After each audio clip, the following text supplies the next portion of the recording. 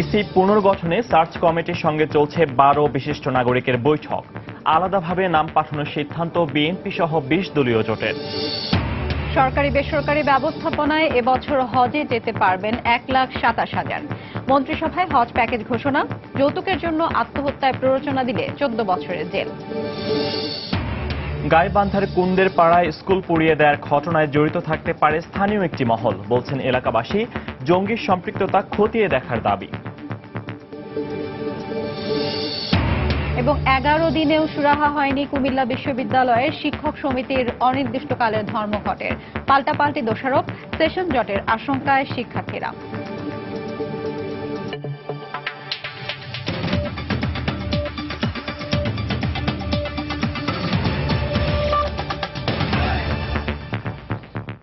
বাংলা সময় সঙ্গে আছি আমি ফয়সাল মোর্শেদ এবং আমি হাফসাতুন্নেসা। নির্বাচন কমিশন পুনর্গঠনে 12 বিশিষ্ট নাগরিকের সঙ্গে সার্চ কমিটির বৈঠক চলছে। বিকেল 4টায় সুপ্রিম কোর্টের জাজেস লাউঞ্জে এই বৈঠক শুরু হয়। বৈঠকে অংশ নিয়েছেন বিচারপতি আব্দুর রশিদ, স্থানীয় সরকার বিশেষজ্ঞ তোফায়েল আহমেদ, সৌজনের সম্পাদক বদিউল আলম মজুমদার, সাবেক নির্বাচন কমিশনার সাখাওয়াত হোসেন এবং সোহেল হোসেন সহ দেশের 12 জন বিশিষ্ট নাগরিক। নির্বাচন কমিশন পুনর্গঠনে এটি সার্চ কমিটির প্রথম বৈঠক। রাজনৈতিক দলগুলোর সঙ্গে আলোচনা করে কিভাবে একটি গ্রহণযোগ্য নির্বাচন কমিশন গঠন করা যায় সে বিষয়ে পরামর্শ নেয়ার জন্যই ডাকা হয়েছে তাদের।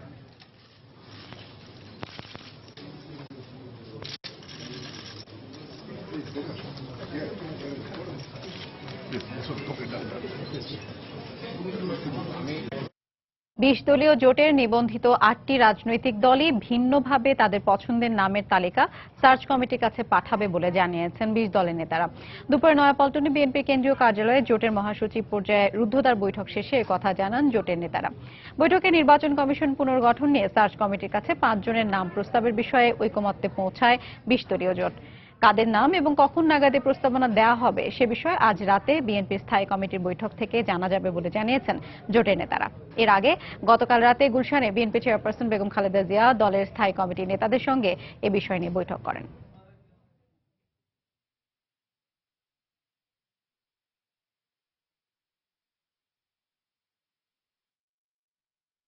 তো নাম পাঠানোর ব্যাপারে আমরা সবাই ঐক্যমত্যে পৌঁছেছি, তবে কার কি নাম কখন কিভাবে যাবে এই বিষয়ে সিদ্ধান্ত হবে আজকে রাত্র 8টার পরে বিএনপি অফিস। যার যার নাম সে দিবে। সরকারি ব্যবস্থাপনায় 2টি ও বেসরকারিতে 1টি প্যাকেজের বিধান রেখে চলতি বছরের হজ প্যাকেজে অনুমোদন দিয়েছে মন্ত্রিসভা। সকালে সচিবালয়ে প্রধানমন্ত্রী শেখ হাসিনার সভাপতিত্বে অনুষ্ঠিত মন্ত্রিসভার নিয়মিত বৈঠকে এই অনুমোদন দেওয়া হয়। বৈঠক শেষে মন্ত্রিপরিষদ সচিব ব্রিফিংয়ে জানান, এ বছর 1,27,198 জন হজে যেতে পারবেন। এছাড়াও বৈঠকে যৌতুকের জন্য আত্মহত্যায় প্ররোচনার অভিযোগে 14 বছরের কারাদণ্ডের বিধান রেখে যৌতুক নিরোধ আইন 2017-এর খসড়ায় নীতিগত অনুমোদনও দেওয়া হয়। ইসলামের 5টি স্তম্ভের মধ্যে অন্যতম হল হজ পালন। আর এ উপলক্ষে প্রতি বছর বাংলাদেশ থেকে সৌদি আরবের পুণ্যভূমিতে পাড়ি জমান লাখ লাখ মুসল্লি, যেজন্য সরকারি বেসরকারি পর্যায়েও নেওয়া হয় নানা ব্যবস্থাপনা। প্রতি বছরের মতো এবারও মুসল্লিদের হজ পালনের সুবিধার্থে সরকারি ও বেসরকারি পর্যায়ে হজ প্যাকেজের খসড়ায় অনুমোদন দিয়েছে সরকার। সোমবার সকালে সচিবালয়ে প্রধানমন্ত্রী শেখ হাসিনার সভাপতিত্বে মন্ত্রিসভার নিয়মিত বৈঠকে এতে অনুমোদন দেয়া হয়। বৈঠক শেষে ব্রিফিংয়ে মন্ত্রিপরিষদ সচিব সাংবাদিকদের জানান, এবছর সরকারি পর্যায়ে 2টি এবং বেসরকারি পর্যায়ে 1টি হজ প্যাকেজের আওতায় 1,27,198 জন মুসল্লি হজ পালনের সুযোগ পাবেন। তবে খরচ বেড়েছে গেল বছরের তুলনায়। প্যাকেজ 1 হলো 3,81,508 টাকা, প্যাকেজ 2 হলো 3,19,355 টাকা। বেসরকারি ব্যবস্থাপনায় এবারে 1,56,537 টাকা 71 পয়সা। এবার হজ পালনকালে ইসলামী ডেভেলপমেন্ট ব্যাংকের কুপনের মাধ্যমে কোরবানি দেওয়ার বাধ্যবাধকতা থাকছে জানিয়ে মন্ত্রিপরিষদ সচিব জানান, প্রত্যেক এজেন্সি সর্বোচ্চ 300 এবং সর্বনিম্ন 150 জন যাত্রী পাঠাতে পারবেন। সরকারি ব্যবস্থাপনায় 10,000, বেসরকারি ব্যবস্থাপনায় 1,17,198 জন, দুইটা মিলে 1,27,198 জন। এবারে টার্গেট। এছাড়াও মন্ত্রিপরিষদ বৈঠকে যৌতুকের জন্য আত্মহত্যায় প্ররোচনার অভিযোগে 14 বছরের কারাদণ্ড ও অর্থদণ্ডের বিধান রেখে যৌতুক নিরোধ আইন 2017-র খসড়াটিতে সরকার নীতিগত অনুমোদন দিয়েছে বলেও উল্লেখ করেন সচিব। আত্মহত্যার প্ররোচনা করার জন্য 14 বছর সশ্রম কারাদণ্ডে দণ্ডনীয় হইবেন এবং উক্ত দণ্ডের অতিরিক্ত অর্থদণ্ডও দণ্ডিত হইবেন। 14 বছরের জেল এবং জরিমানা, এটা নতুন ধারা সংযোজন করা হয়েছে। দেবাশিস রায়, সময় সংবাদ, ঢাকা। নিরাপত্তার কথা বিবেচনা করে এবং বারবার আনা নেওয়ার সমস্যা দূর করতে নিম্ন আদালত ঢাকা থেকে সরিয়ে কেরানীগঞ্জের কেন্দ্রীয় কারাগারের পাশে নেওয়া উচিত বলে মন্তব্য করেছেন প্রধান বিচারপতি এস.কে সিনহা। সকালে কেরানীগঞ্জে কেন্দ্রীয় কারাগার পরিদর্শনকালে তিনি এই মন্তব্য করেন। তিনি বলেন, এর ফলে নিরাপত্তা ঝুঁকি কমার পাশাপাশি আসামি আনা নেওয়া নিয়ে সৃষ্ট জটিলতারও অবসান হবে। প্রধান বিচারপতি আরও বলেন, খুবই অল্প সময়ের মধ্যে বিডিআর বিদ্রোহ মামলা পূর্ণাঙ্গভাবে নিষ্পত্তি করা হবে। এছাড়া বিনা বিচারে কাউকে কারাগারে আটক রাখা মানবাধিকার লঙ্ঘন বলে মন্তব্য করেন বিচারপতি সিনহা। এর আগে কারা মহাপরিদর্শকের সঙ্গে নিয়ে নতুন কেন্দ্রীয় কারাগারের বিভিন্ন ভবন ঘুরে দেখেন তিনি।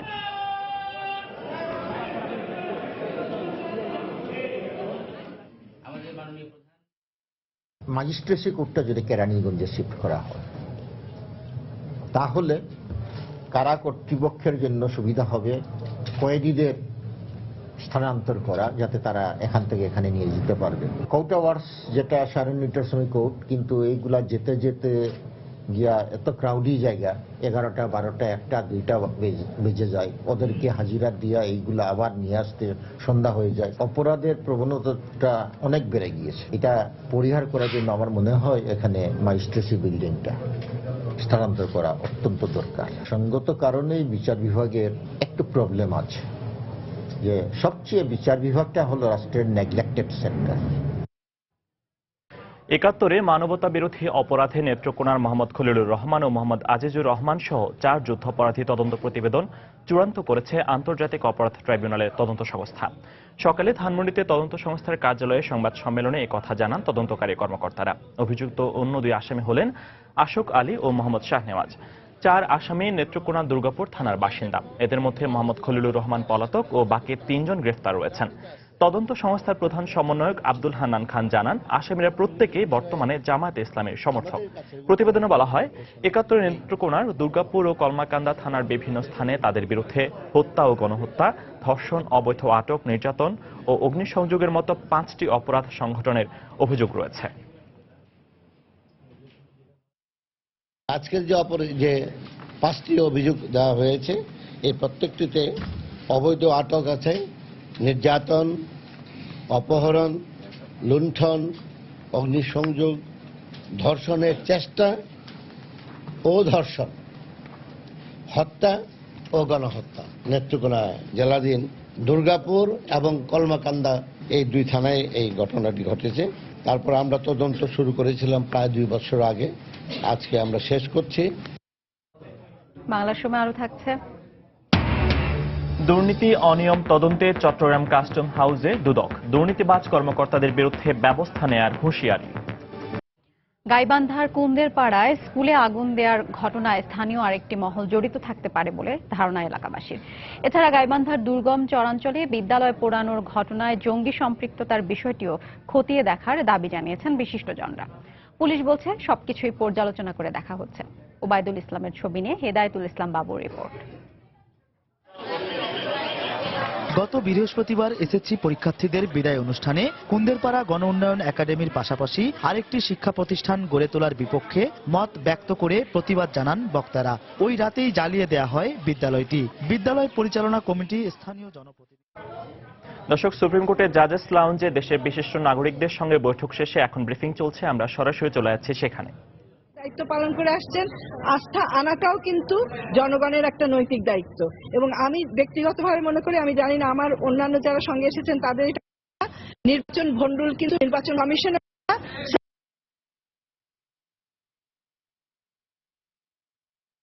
মূলত দায়ী থাকে আমাদের নিজেদের জনগণের যেই জনগণ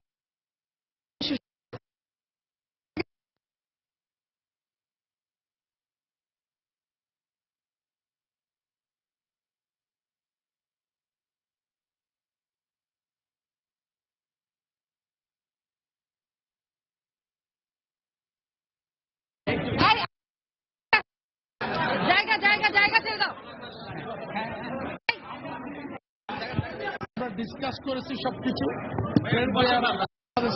আমরা রেখেছি ভালো পরামর্শ দিয়ে অনেস্ট ইন্ডিভিজুয়াল যাদের ফার্স্ট ব্যাকগ্রাউন্ড দেশপ্রেম আছে স্বাধীনতার মূল্যবোধ আছে যারা ত্যাগ তিতিক্ষা নজির যাদের মানুষ তাদেরকে আপনারা সিলেক্ট করবেন।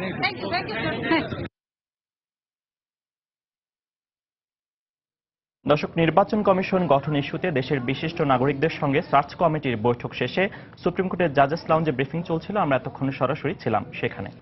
চট্টগ্রাম কাস্টম হাউসের অনিয়ম ও দুর্নীতির সঙ্গে জড়িত কর্মকর্তাদের বিরুদ্ধে যথাযথ ব্যবস্থা নেওয়ার নির্দেশ দিয়েছে দুদক। সকালে চট্টগ্রাম কাস্টম হাউসের অনিয়ম ও দুর্নীতি তদন্তে গিয়ে এ নির্দেশ দেন দুদক কমিশনার আমিনুল ইসলাম। সকালে তার নেতৃত্বে 12 সদস্যের একটি দল চট্টগ্রাম কাস্টম হাউস পরিদর্শন করে। মহাপরিচালক আতিকুল ইসলাম এবং মোহাম্মদ মুনির চৌধুরীর সমন্বয়ে বিশেষ এ দলটি প্রায় 2 ঘণ্টা কাস্টম হাউসের গুরুত্বপূর্ণ শাখাগুলো ঘুরে দেখেন। এ সময় যেসব পয়েন্টে অনিয়মের অভিযোগ পাওয়া গেছে সেখানকার কর্মকর্তাদের সঙ্গে কথা বলেন তারা। পরে দুদকের পরিদর্শক দলটি কাস্টম হাউসের কমিশনার ASM আব্দুল্লাহ খান সহ শীর্ষ কর্মকর্তাদের সঙ্গে বৈঠক করেন। বছরে জাতীয় রাজস্ব আয়ের অন্তত 35,000 কোটি টাকার যোগান দিয়ে থাকে চট্টগ্রাম কাস্টম হাউস। এজন্য অনিয়ম ও দুর্নীতির অভিযোগও বেশি বলে দাবি ব্যবসায়ীদের।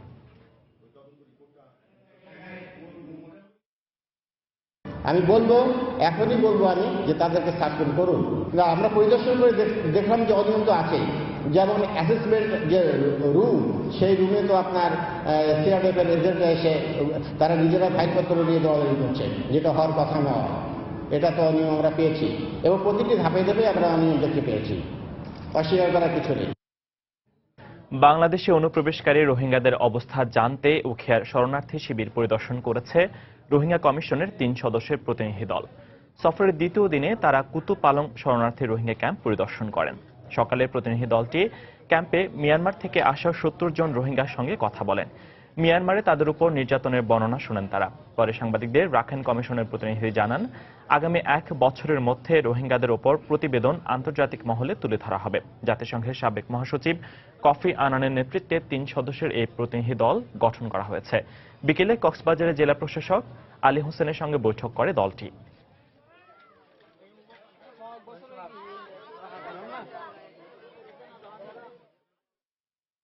Of course there are difficulties, but it is our role to identify these difficulties and to discuss them among themselves first and to reach a consensus among themselves, because we are a commission of 9 people, but also to convince the authorities of the validity of the recommendations we are going to make to them. We will not stop before coming with some attempt to settle the issue. বর্তমান সরকার নারী, শিশু থেকে শুরু করে সংসদ সদস্যদেরও নিরাপত্তা দিতে ব্যর্থ হয়েছে বলে দাবি করেছেন জাতীয় পার্টির চেয়ারম্যান HM এরশাদ। গাইবান্ধা সুন্দরগঞ্জে জাতীয় পার্টি আয়োজিত এক সমাবেশে তিনি এই কথা বলেন। একটা মেয়ে স্কুলে যেতে পারে না, রাস্তা ঘাটে ঘুমায়, মেয়েরা নিরাপদ নয়, ছেলেরা নিরাপদ নয়, শিশু সন্তান নিরাপদ নয়, আমরা কেউ নিরাপদ নই। এমপিও তার বাড়িতে নিরাপদ নয়, সেটা প্রমাণিত হবে। সরকারকে আবেদন করব,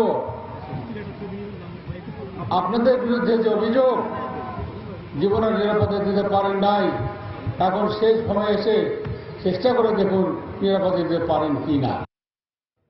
বঙ্গবন্ধু ও ইন্দিরা গান্ধীর সরকার ভারত ও বাংলাদেশের মধ্যে যে সুসম্পর্ক তৈরি করেছিলেন, বঙ্গবন্ধু কন্যা শেখ হাসিনা ও নরেন্দ্র মোদী সরকারের সময়ে সেই সম্পর্ক আরও সুদৃঢ় হয়েছে বলে মন্তব্য করেছেন বাংলাদেশে নিযুক্ত ভারতীয় হাই কমিশনার হর্ষবর্ধন শ্রীংলা।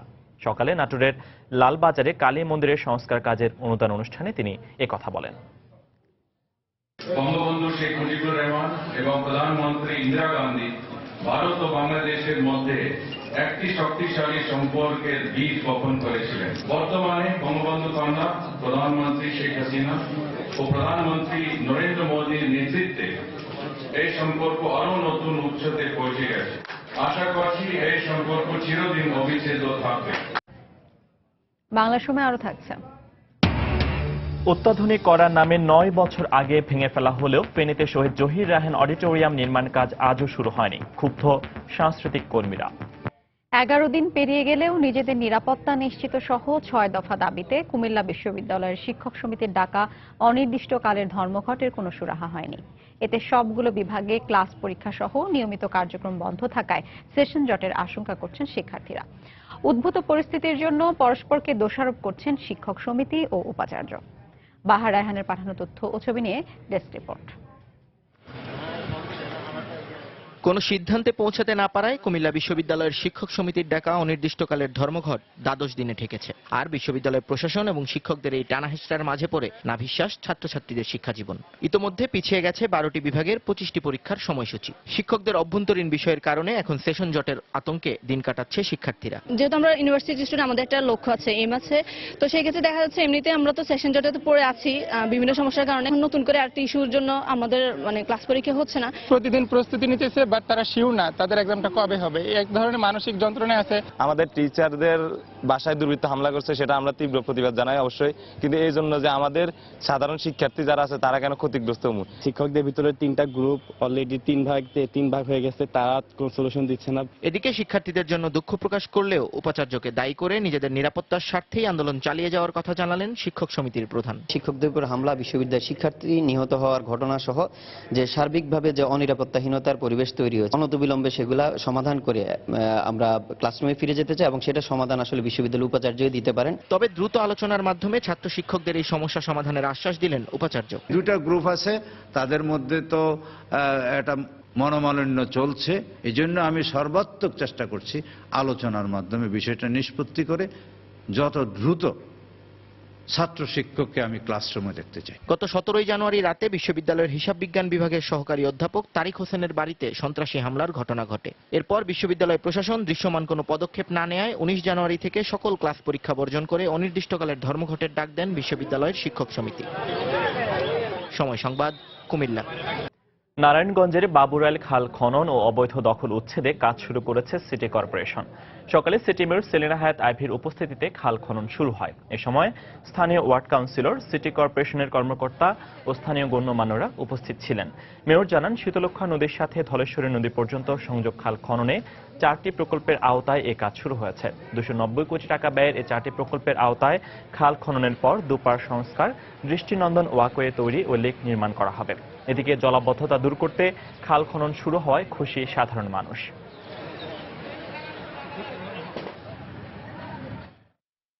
এই খালটা পুনরুদ্ধার করাতে নারায়ণগঞ্জের পরিবেশ আবার আগের মতন অবস্থানে যাবে এবং আমরা বিরাট উপকৃত হব। গ্রিন সিটির অংশ হিসাবে কিন্তু এবার আমরা যে পরিকল্পনা নিয়েছি, আমাদের নারায়ণগঞ্জ শহরের ভিতরে যত খাল আছে এবং পুকুর, সেগুলি সংরক্ষণ করা। এটা শীতলক্ষ্যারই একটা অংশ।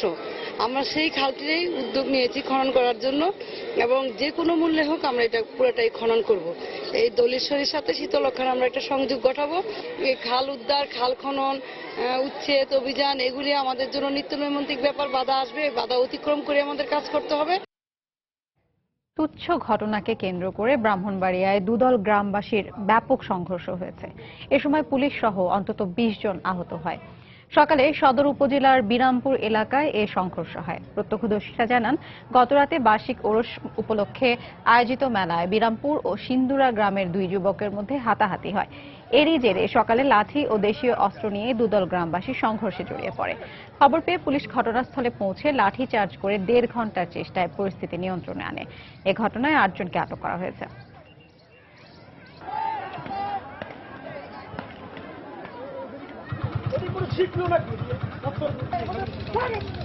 মৃত্যুদণ্ড থেকে খালাস চেয়ে হাইকোর্টে আপিল করেছেন নারায়ণগঞ্জ 7 খুন মামলার প্রধান আসামি নূর হোসেন।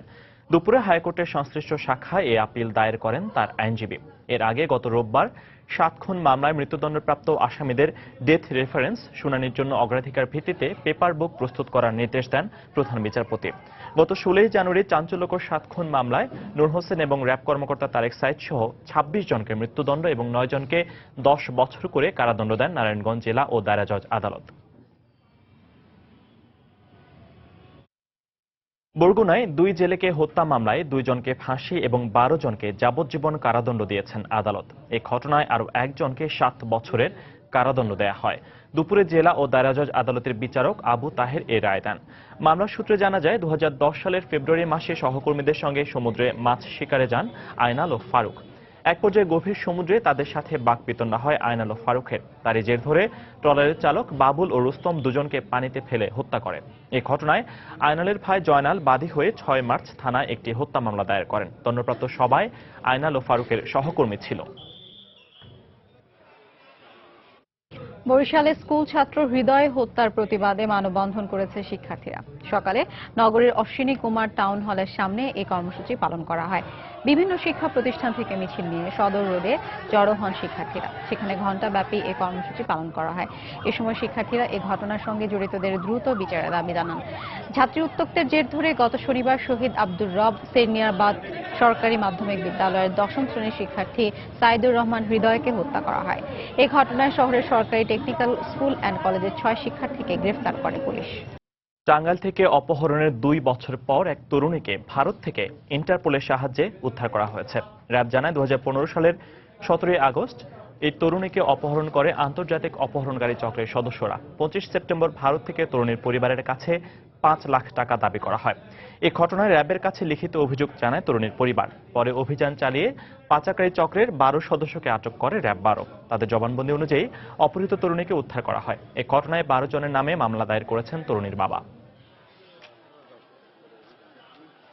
সুনামগঞ্জে সরস্বতী পূজার শেষ মুহূর্তের প্রস্তুতি চলছে। ব্যস্ত সময় পার করছেন প্রতিমা শিল্পীরা। শহরের প্রতিটি মন্দিরে পূজাকে কেন্দ্র করে চলছে সাজসজ্জার কাজ। প্রতিমাকে আকর্ষণীয় করে তুলতে রং বেরঙের আঁচড় টানছেন শিল্পীরা। একই সাথে মন্দিরগুলোতে চলছে আলোকসজ্জার কাজও। পৌর এলাকার নতুন পাড়ায় শহরের সবচেয়ে উঁচু 30 ফুট দৈর্ঘ্যের প্রতিমা তৈরি করছে বিদ্যাপীঠ সংঘ পূজা কমিটি।